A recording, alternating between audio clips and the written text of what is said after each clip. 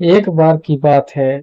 एक बार एक अध्यापक एक संपन्न परिवार के शिष्य के साथ कहीं जा रहे थे, तो उस शिष्य को कुछ मजाक सूझी क्योंकि उसको रास्ते में किसी गरीब मजदूर के जूते दिखाई दिए। उसने अध्यापक से कहा, गुरुजी, अगर हम इन जूतों को छुपा दे तो कितना मजा आएगा। देखते हैं कि मजदूर पर इसका क्या असर पड़ता है।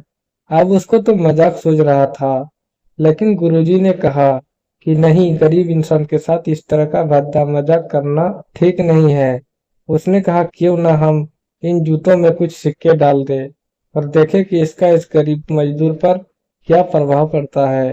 उन्होंने ऐसा ही किया। जैसे ही मजदूर अपना काम करके लौटा और उसने एक पाँव अपने जूते में डाला, तो उसको कुछ कठोर सा महसूस हुआ।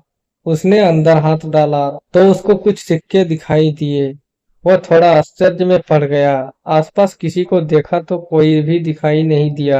वापस उसने दूसरा पैर अपने जूते में डाला और वापस उसको उसमें कुछ सिक्के दिखाई दिए। अब दोनों जूतों के सिक्कों को उसने अपने हाथों में रखा और प्रभु की तरफ इशारा किया। हे प्रभु, पता नहीं किस भले मनुष्य ने यह सिक्के मेरे जूते में छुपाए हैं, लेकिन जिसने भी छुपाए हैं उसको मेरी दुआ है ताकि इन पैसों से मैं अपने बच्चों और पत्नी के लिए कुछ खाना और दवाइयाँ ला सकूं। और इतना बोलकर वह चला गया। इस बात को शिष्य और अध्यापक दोनों सुन रहे थे।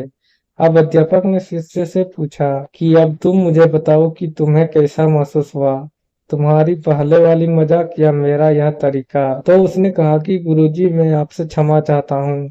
अब मुझे समझ आ गया है कि सच्ची खुशी किस चीज में है।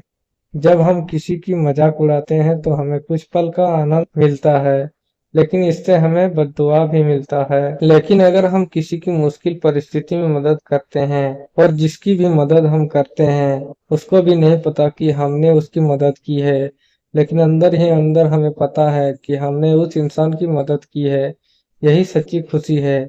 जब हम दूसरों को खुशी देते हैं तो हमें सच्ची खुशी मिलती है। इसी तरह खुशियां बांटते रहिए, लोगों की मदद करते रहिए और दान करते रहिए। जिसके भी आप काबिल हो, जितना भी आपसे बन पड़े, दान करें, लेकिन दान जरूर करें।